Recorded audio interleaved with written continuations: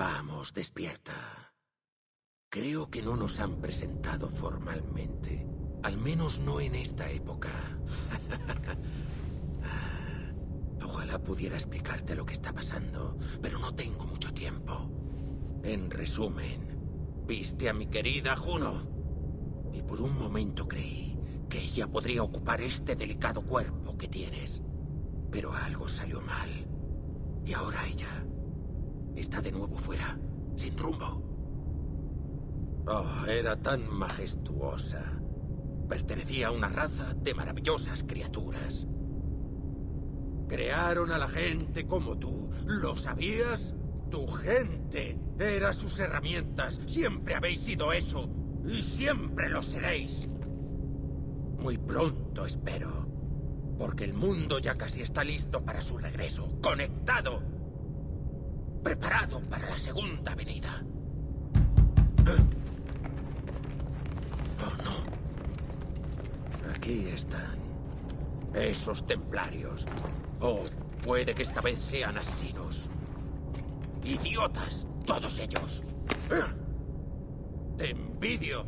Ella quería que yo la recibiera. Su experimento fue lo que hizo posible mi renacimiento como una de estas cosas.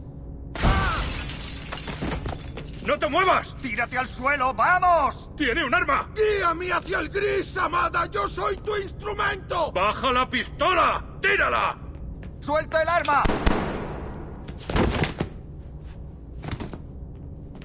¡Vamos! ¡Fuera! ¿Tiene pulso? ¡Se está desangrando! ¡Atendedle! ¿Estás bien? ¿Puedes oírme? Hola, dime algo. ¿Estás bien?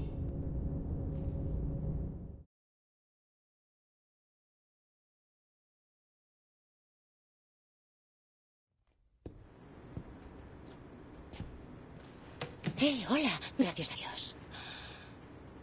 ¿Cómo estás? ¿Tienes buen aspecto? ¿Te pones de pie?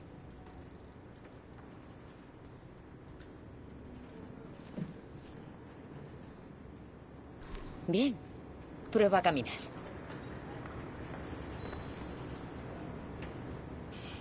Vino un médico. Dijo que no había de qué preocuparse. Que el líquido de esa jeringuilla estaba muy por debajo de la dosis letal.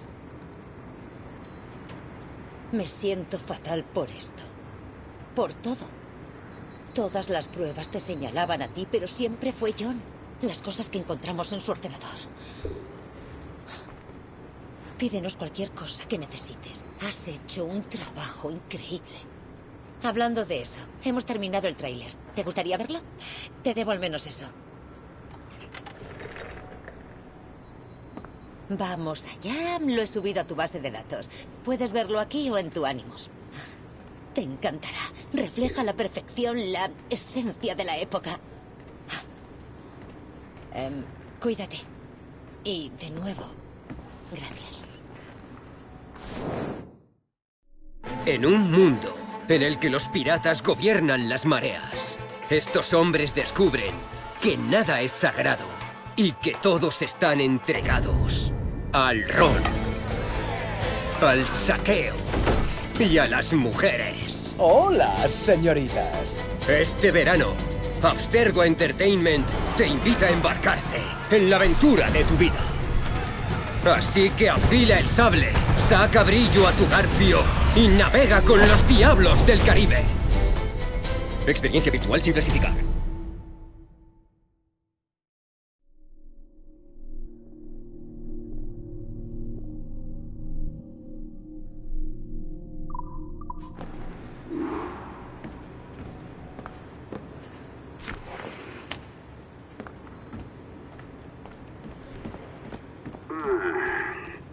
Bueno, ¿y ahora qué?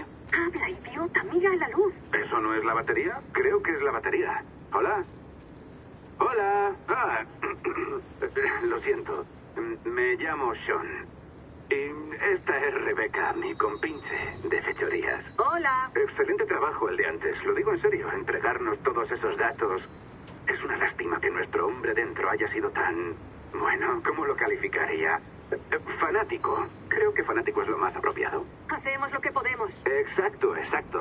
Bien dicho. June era una oportunidad para meternos en los servidores de la nube de Abstergo. Y No me avergüenza admitir que la aprovechamos. Por supuesto, no sabíamos que te reclutó a ti para ayudarlo.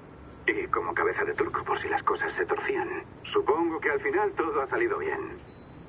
O al menos casi todo. Lo que Sean quiere decir es que si quieres seguir pirateando, nosotros también. John te dio acceso de seguridad de nivel 3 antes de morir. Debes aprovecharlo. Los asesinos no tienen tantos recursos como los templarios, pero nos aseguraremos de que merezca la pena. Oye, Vex, deberíamos abreviar un poco. 20 segundos. Ah, pues, buena suerte. Gracias. Un gran trabajo, en serio. Deberías darte una palmadita en la espalda. Y buen pirateo.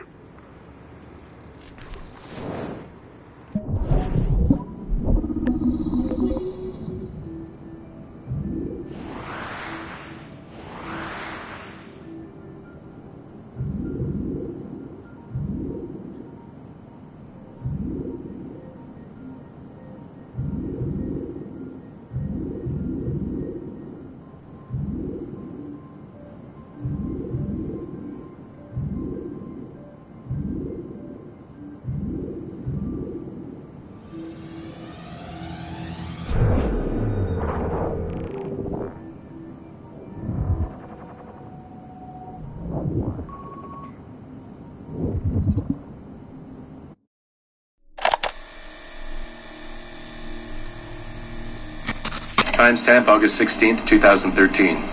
The following audio clips were selected from over 160 hours of reel-to-reel tape found in the residence of the late Dr. Warren Vidic following his murder in December 2012. According to labels on the tape's canisters, these recordings were made over a 14-month period between 1980 and 1981 without the consent of their primary subject, Mrs. Eileen Bach, a colleague of Dr. Vidic's and the originator of Abstergo's surrogate initiative. Mrs. Bach is now deceased. It should be stated unequivocally that Dr. Vidic made these recordings illegally and of his own volition using wiretaps and hidden microphones.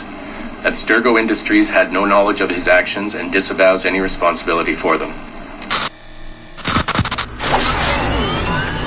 And we're live. Capacitors at full. Ease the signal in. A little more. You feel anything? Don't be timid. Double it. No, we're taking it easy. 20%. 30. Eileen, go easy. We're 6 past yesterday.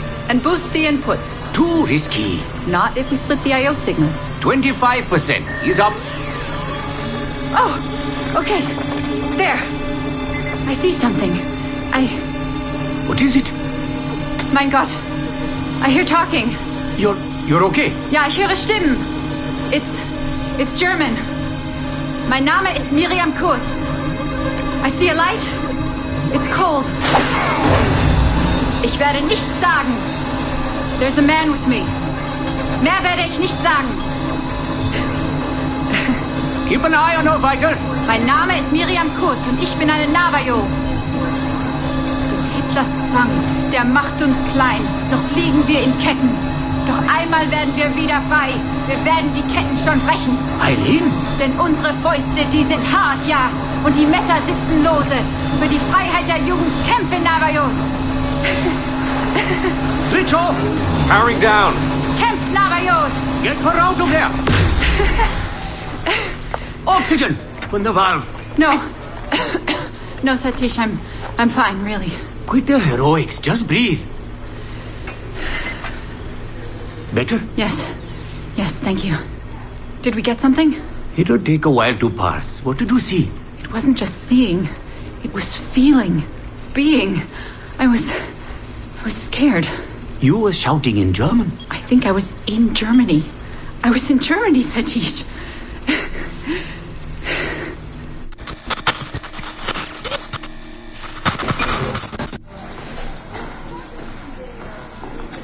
Good morning. Well rested? Exhausted. Yesterday was an incredible find. Seems so. What did it feel like? It's foggy, but I relived the memories of a young German woman. Early 20s, I think. A man was interrogating me, looming over me and asking questions. He was shouting, but I was shouting back. And then this poem just came out, like a chant. Fascinating. I'm eager for you to hear the tape. Is it ready? Yes, we transliterated the data onto an audio file. It took all night to process the language. Spool it up. Of course. Have a seat. Judging by the subject matter and the setting, I'd say you landed somewhere in Germany in the 1940s, 1 or 2 generations back. During the war, I'd imagine. 1940s Germany? That would be Miriam Kurtz, my ex-husband's mother. So she's not related to you in any way? God, I hope not. I'd hate to find out my ex-husband is also my brother. Well, if it was Miriam Kurtz, then we hit a home run. You tapped into someone else's bloodline entirely. Should we celebrate? We'll listen first. Surrogate Initiative, Test Session 23, July 29th, 1980. Host, Eileen Bach. DNA sample SB1970. It's a little garbled at first. This is you settling into the memory. Your name, say it. My name is Miriam Kurtz. Louder. My name is Miriam Kurtz, and I am Navajo. Where did you last see the artifact? Who holds it now? I'll say nothing. I've told you all I will. I don't believe that is true. Who has the artifact? Hexler's dictates make us small, and we are bound in chains. But one day again, we shall walk tall. No binds will us restrain. Enough! For hard our fists, yes, and the knives at our wrists for you to be free. Navajos lay siege. Knock her away. Navajos lay siege. And that's where we pull you out. Whoa. What would it take to get a visual render of all that? Months, unfortunately. It took 13 hours just to process the audio. Visual takes much longer. But Vidic is able to record audio and visual in real time. How does he do it? His subjects are exploring their own genetic memories. That requires much less processing power. Hold on, sorry. Eileen here. Hello.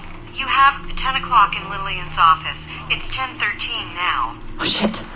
I'm sorry. Tell her I'll be right there. And tell her we have some good news. No problem. You in trouble? The monthly progress report. I'm trying to be honest about our progress, but no matter how much I polish our facts, Warren Vidic swoops in, promising the moon for pennies, and gets 10 times the funding for his Animus project. Well, we are using his Animus technology. He's the foundation. We are the skyscraper. Which is why he should be a tech lead, not a project director. Good work, Satish.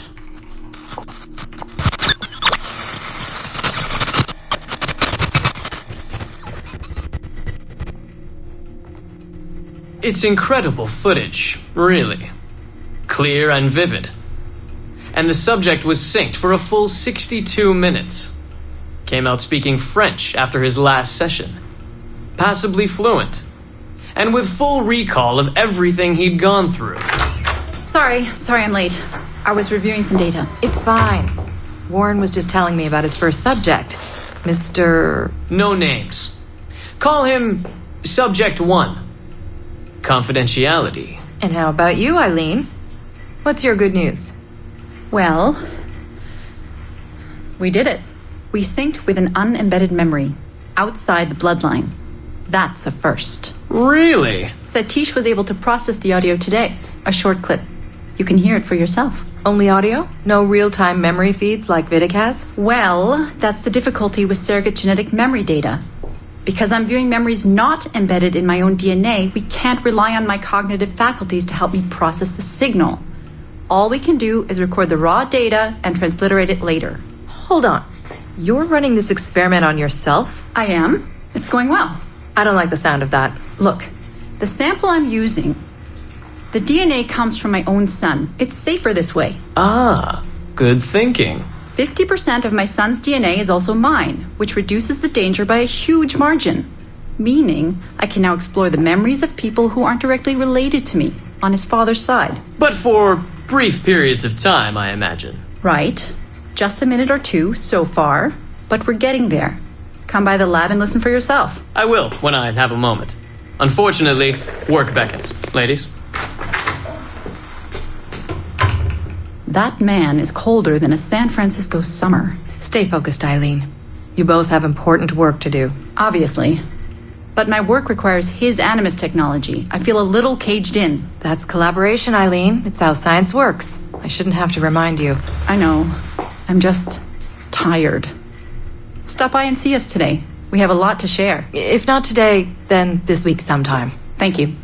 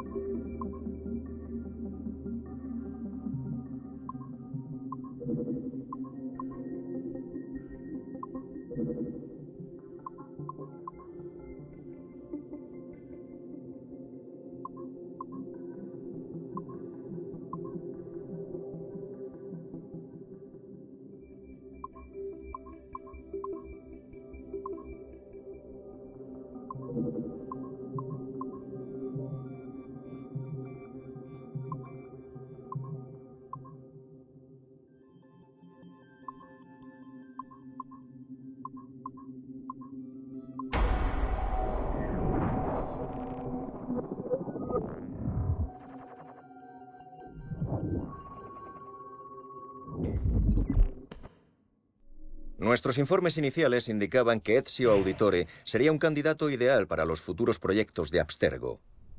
Su carisma, su magnetismo para las mujeres y su humor sarcástico le conferían todas las cualidades de un líder. Sin embargo, al corromperlo la Orden de los Asesinos, perdió esas cualidades y se sumió cada vez más en una espiral de venganza. Con frecuencia, Ezio mostraba una aceptación pasiva del mal.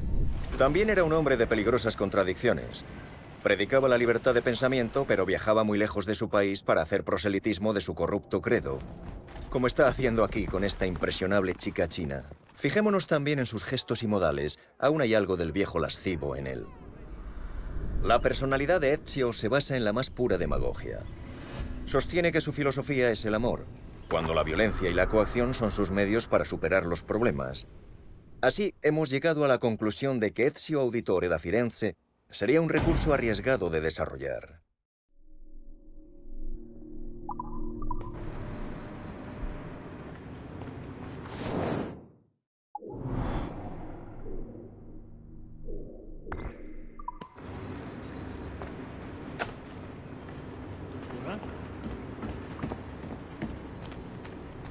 Habla con Melanie, a ver si le echan un vistazo.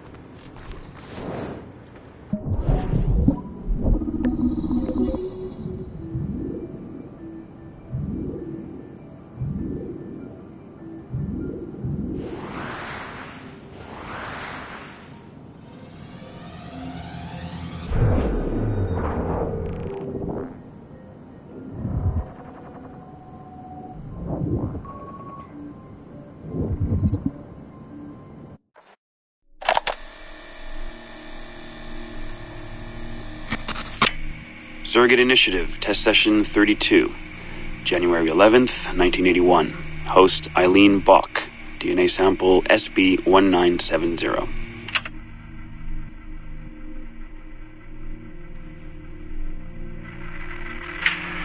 Miriam? Miriam, is that you? Are you in here? Bartle! Oh, thank God you're safe. You've been very sick. Bartle! How did they find you? Oh, Jesus.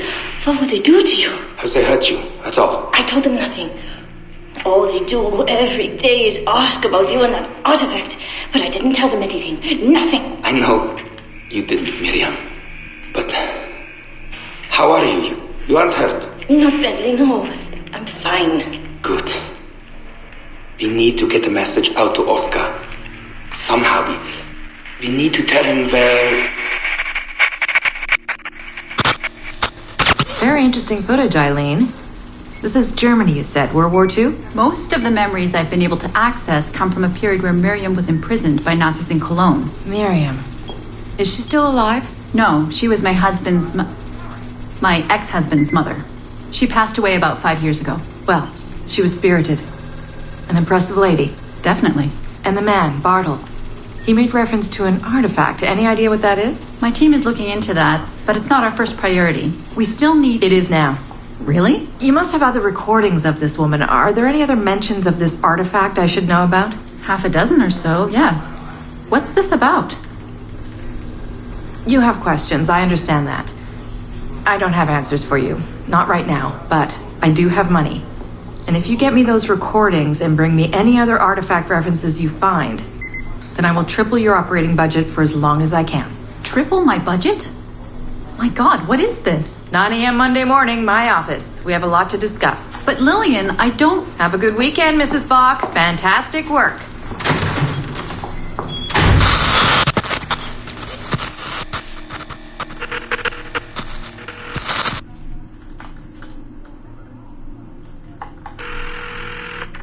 Hello, this is Carl. Hi, it's Eileen. Hey, how are you? Good. Busy. Cold.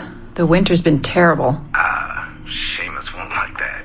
The weather's been mild out here. Well, he's only coming for a month. He'll live. And I'll be so busy he won't have to worry about his mother bothering him. Still working 12-hour days. I should move a bed into my lab. Look, if you're too busy, Seamus can stay with me. No. I want to see him. We'll have fun. You're not too busy to be a mom and a genius. Of course not. His flight lands at 8:15 p.m. tomorrow night. You'll be there? Of course. 8:15 p.m. Let him know you'll be there. Thanks, Carl. I need to run. I'm sorry. Take care. You too.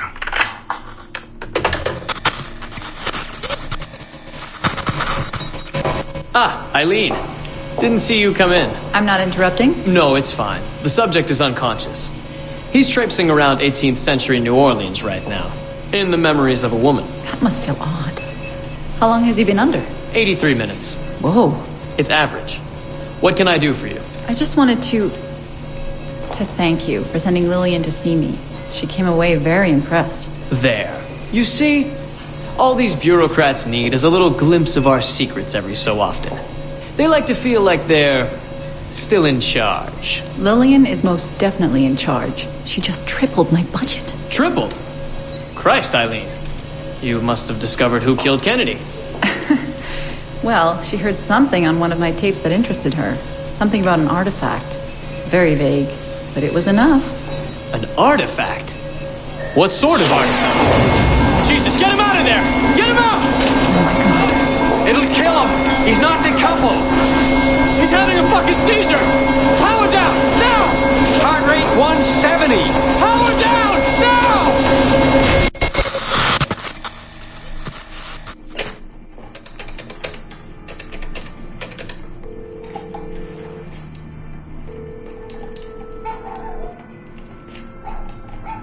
Eileen, Warren here. I was all ready to apologize for the late call, but you seem to be away. Maybe with your son. Listen. Since the unfortunate incident with Subject 1, there's been a lot of dire talk around the office about my Animus project. About shutting it down. About it being unsafe. Typical top brass bullshit. And if they shut me down, then your surrogate initiative goes away too. I'm sure you're already well aware of that. Well, let me be the first to reassure you. This will not happen. I will not let them take this from me. From us. I will not let one death, of an undiagnosed epileptic I should add, I will not let this destroy the decades of incredible research done by our predecessors, and the 5 years I've spent perfecting the Animus. There's still more work to be done, and countless rewards to be reaped. So I wanted you to be the first to know. I have decided to volunteer myself as my second subject. I am convinced that the Animus is perfectly safe, provided I stay within the boundaries of my own ancestral bloodline. Next week I plan to prove this by staying a full 4 hours in the Animus. I would be grateful if you and your team would monitor my progress. And after this necessary but ridiculous proof of concept, I give you my word that I will work closely with you to solve your outstanding problems. Your surrogate initiative is a bold idea, and I do believe it is the future of the Animus project. But while we have the Animus itself, I do not want to waste precious opportunities to prove its safety. I'll see you in the office on Monday. Goodbye.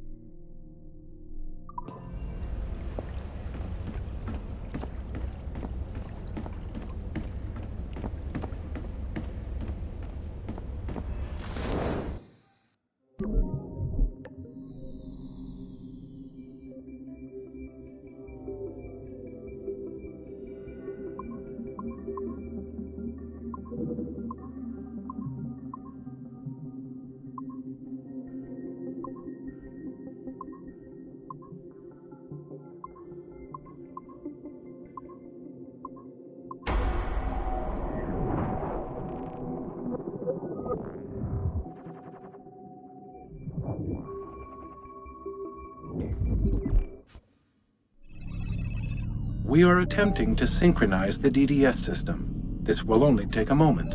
We are almost there. The DDS is now in sync. Thank you for your patience. We hope you enjoy your experience. Rudolf II invited many notable figures to his court, making Prague the center of European culture. Among them were Englishman Edward Kelly and his stepdaughter, Elizabeth Jane Weston.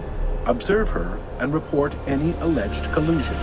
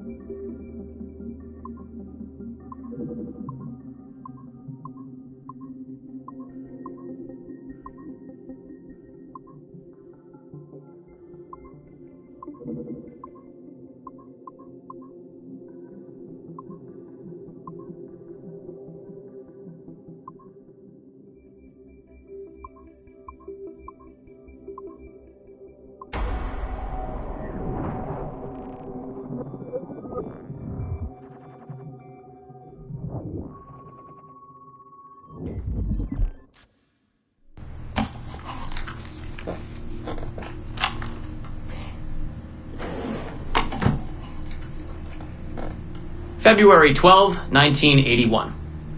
Qualitative personal interview with Subject 1 on ancestral research regarding Avalon de Grand Prix. How are you feeling? Any side effects? Not really. Aside from the headaches. They've been worse since I started staying in longer. But I don't want to stop. I like her. I want to know what she does next. What's it like? Reliving her memories. So different. The Animus, I mean. The past. At first it was confusing. Distracting. Like New Orleans, the stench. I wasn't expecting all the smells. Smell is the sense most directly linked to memory.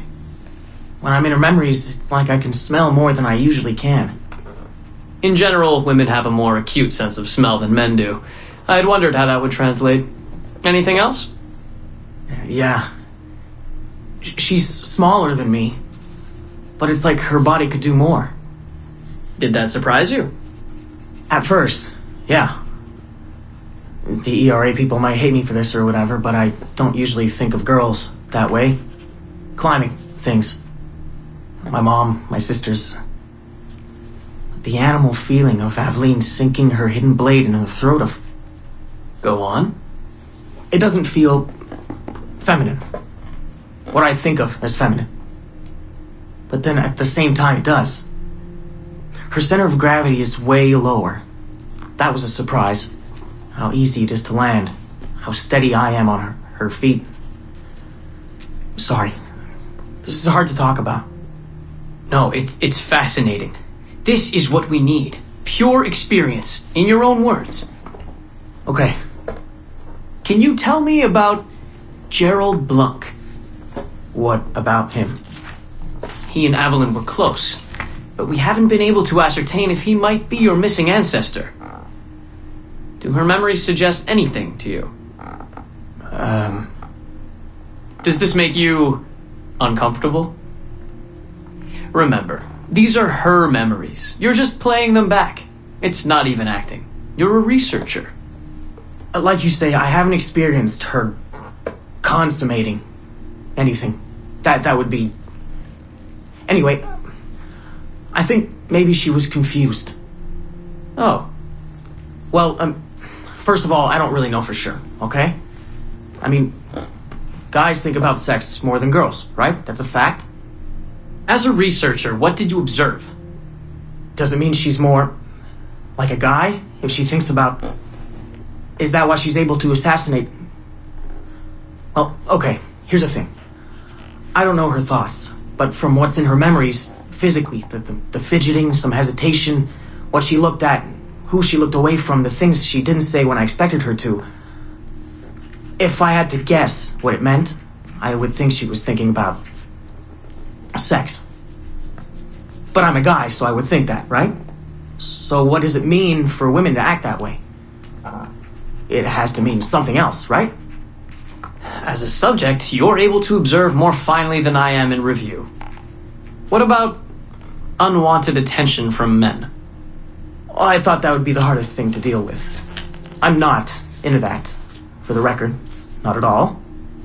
Yes, I know. But the way she dealt with it, it happens so often. It's like you stop noticing everything she does to avoid it. Crossing the street, eyes in the back of her head. She knew how to handle herself. When she was charming, felt kind of similar to killing. Or the build-up to killing. Can we take a break, Mr. Vidic? Of course.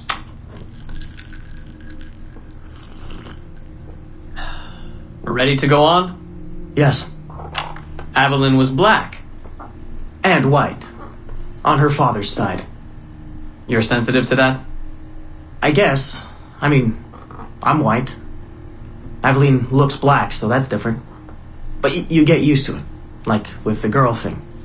Until someone makes you not used to it. What do you mean?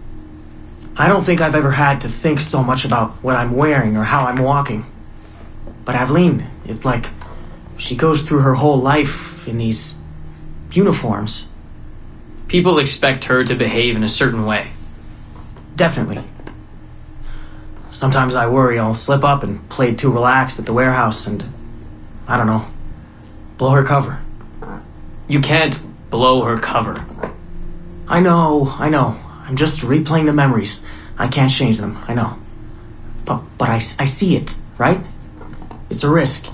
It's... stressful? Yes. It's best when she goes out as an assassin. On the roofs or in the bayou. I think she was more relaxed that way. Can you imagine? You're only relaxed when you're going to kill someone. Let's stick to memories rather than imagination. What about the slaves? They're kind of just... everywhere. I mean, that sounds bad. Slavery is bad, but no one's acting like slavery's bad. It's fun when she frees slaves. Is it supposed to be fun? We're not looking for supposed to. Focus on what it is.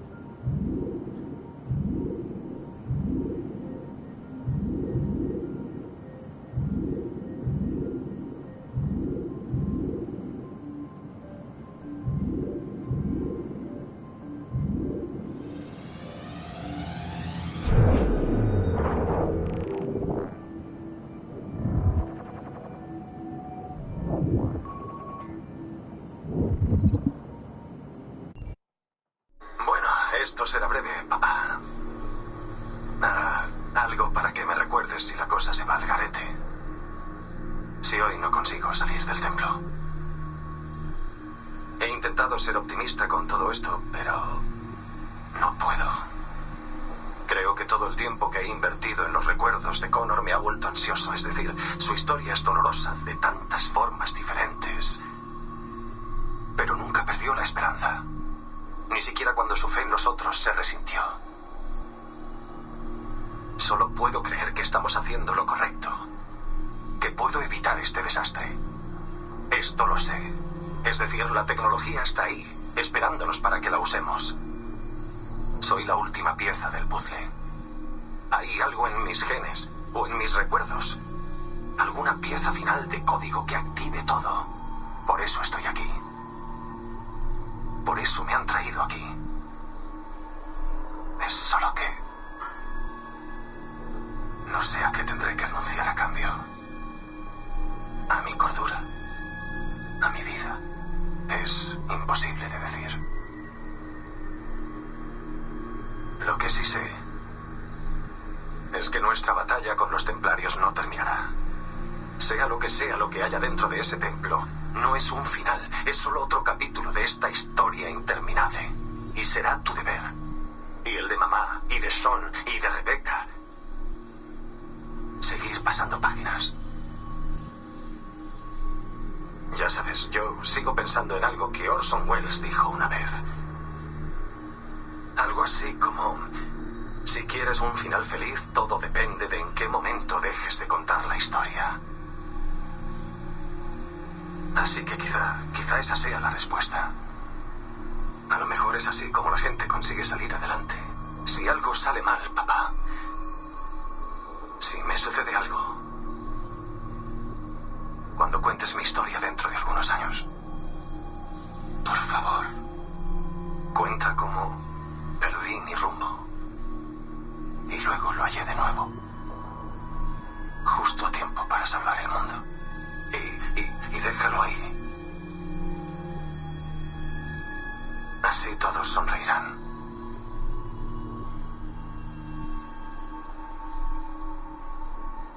Adiós, papá. Saluda a mamá. Dile que la quiero, ¿vale? Dile que os quiero a los dos.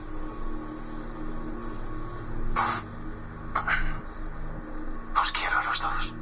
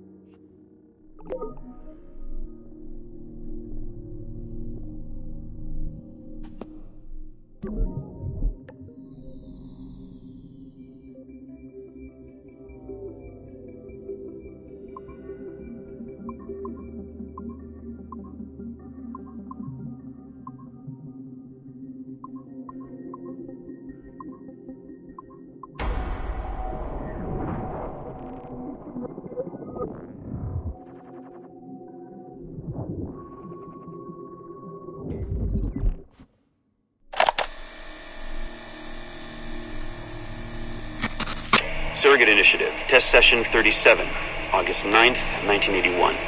Host, Eileen Bach, DNA sample SB1970. Open! Good morning, Miss Kurtz. You look well, considering the circumstances. Are you rested? Have you eaten? Your friends are dead, Miriam. Bartel Schink and all his navios, his Edelweiss pirates, executed for 5 counts of murder. Without a trial, you must be proud. There was no need! They were scum! All of them! You hear me? All of you are scum! Scum! Scum! I see it so clearly now. She didn't break, did they? You have artifacting. Quiet, girl! You don't have the artifact. If you did, you wouldn't be talking to me at all. Never use lace seat. I said Never use lace seat. Never use lace seat. Never use.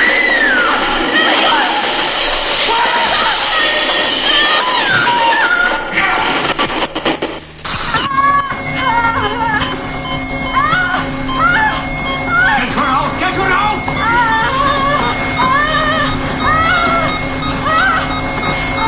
We're losing her! Shut it down! Everything!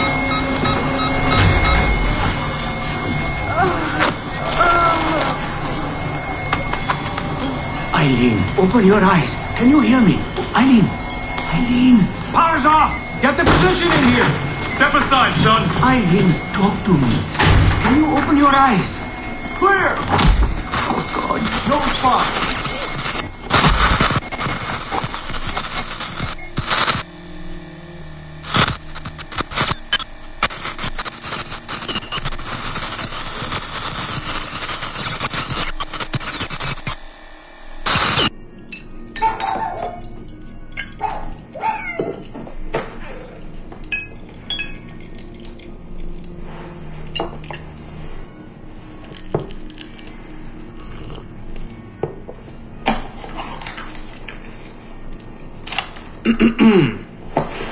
All right. Notes towards a speech in honor of Dr. Eileen Bach's premature retirement. When I first learned of Dr. Bach's unfortunate accident, I couldn't help but feel a great sense of loss at... No.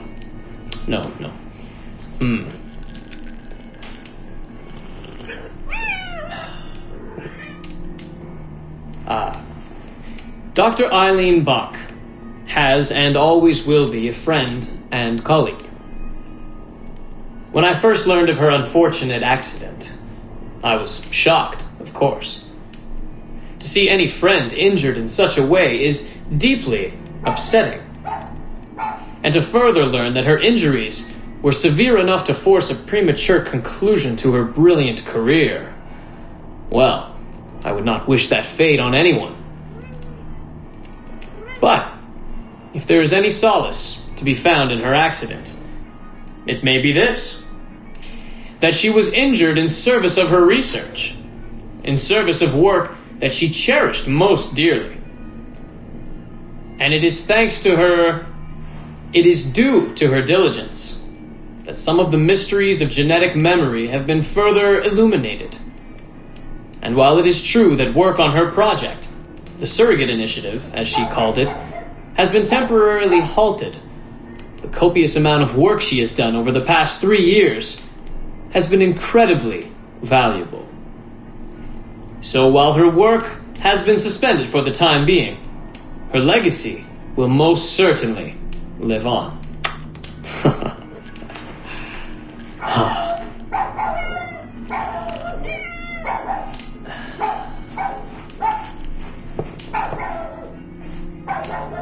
Quiet, Joan!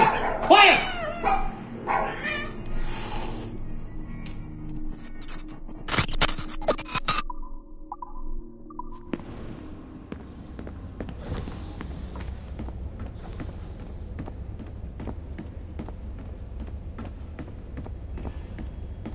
¿Y qué es lo que ha pasado con Olivier? ¿Lo ha dejado?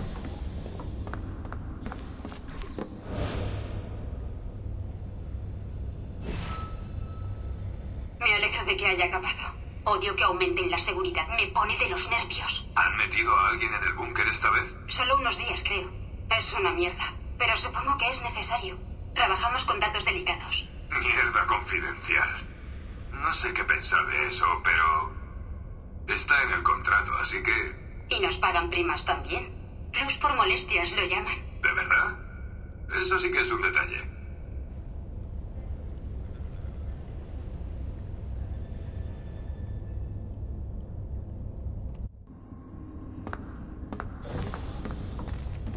Nada de eso. Fue a Chicago para la...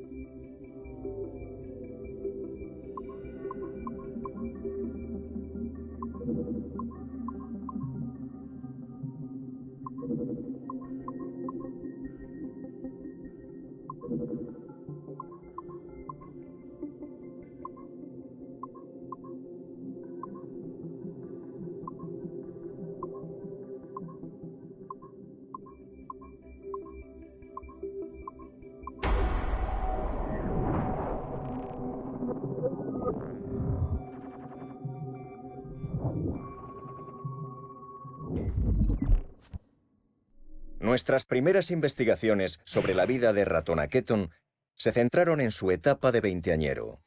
Pero los investigadores no quedaron muy impresionados por su comportamiento calmado y estoico, con brotes ocasionales de ira extrema. No era el tipo de líder al que nos sentiríamos cómodos apoyando. Así, decidimos sumirnos en su primera infancia, con la esperanza de que las escenas de la América precolonial tuvieran cierto atractivo. Como se puede ver aquí, hay un cierto candor e ingenuidad en este jovencito. Por desgracia, los investigadores creen que la historia de este joven también presenta problemas. Por un lado, la omnipresencia de la cultura Mohawk carece del equilibrio necesario para contar la verdadera historia de Estados Unidos. Por otro lado, el idioma Mohawk sería sin duda un inconveniente para la mayoría del público. Por tanto, creemos que aunque los primeros tiempos de la vida de Ratonaketon podrían ser muy interesantes para los espectadores más instruidos, es improbable que esta historia sea atractiva a gran escala. Es demasiado ajena para el público común. Nuestro equipo recomienda prescindir de este recurso.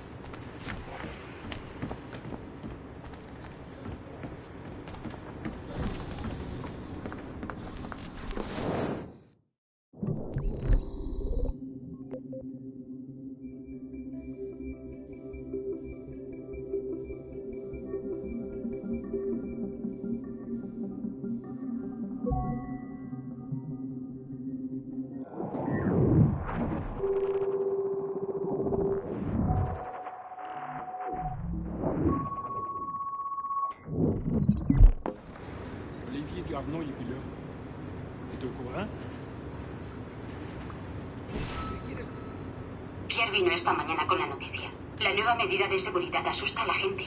No lo pasarán por alto. Es parte del contrato. Tener un nivel de acceso súper alto supone someterse a un proceso de investigación. Lleva meses. ¿En serio? No lo sabía.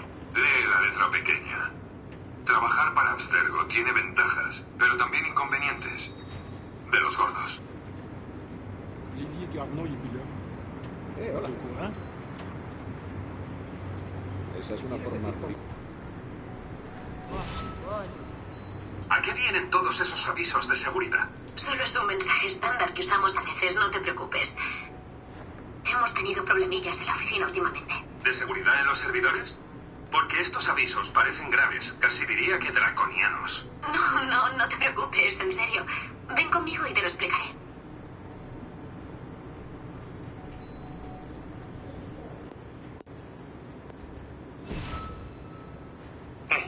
Gracias por compartir los datos de la ballena blanca.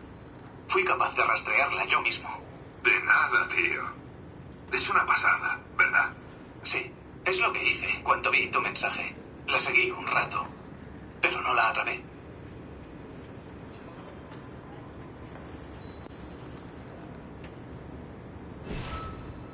Sí. Lo han matado. Varios disparos en el pecho y... No, eso no será un problema. Hemos reunido datos suficientes.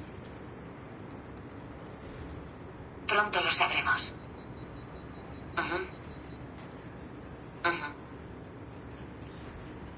Muy bien. Te puedo enviar los resultados en cuanto sea posible. Vale. ¿Alguna noticia de Olivier? Dios. Estoy preocupadísima. Sí. Muy bien.